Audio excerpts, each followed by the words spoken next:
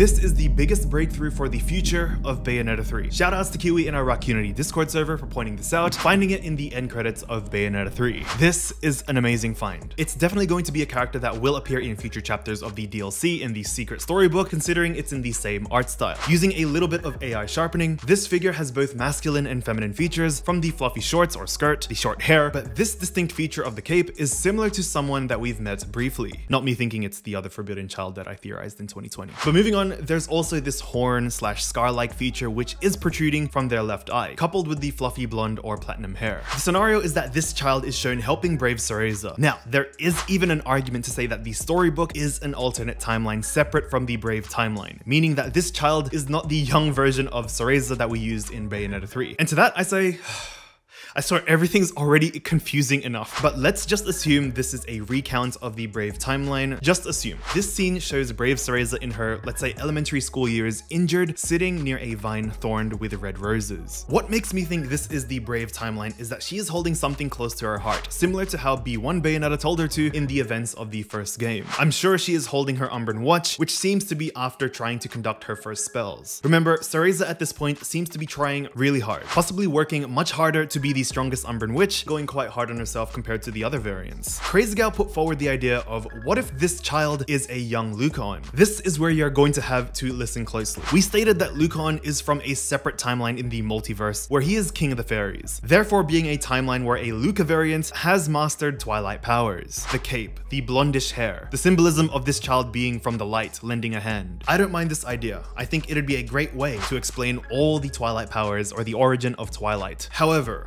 why would Lucon, a Luca variant, be here when Luca is said to be born in the 1900s? Why would there be a Lucon in the 1500s? Is he here in spirit? Do the fairies have the ability to travel the multiverse, just like how Dark Adam could? Therefore, I think the best possible way, the best possible theory to say that this is Lucon as a child would be that when he was a child in his timeline, he somehow traveled the multiverse to meet brave Cereza when she was in her elementary school years, just like in this scenario, and possibly didn't recognize him when he was grown up. And I just have to point out, anything that anyone says about Luca and Viola's powers is theory at this point on. Although, what if this is just Child John from the Brave timeline, who was just there in a different outfit? Though I would prioritize her as being second likely, since the hair seems to be quite different and John is shown to be wearing red at the end of the storybook. Or you have a third theory that will set all of our minds at ease, that this is a completely new character from the Twilight Forest that saves Cereza from that cliffhanger. That'll be introduced in the DLC. I'm going to answer every question about Bayonetta 3 you all have in this video right here. I'm Rakan,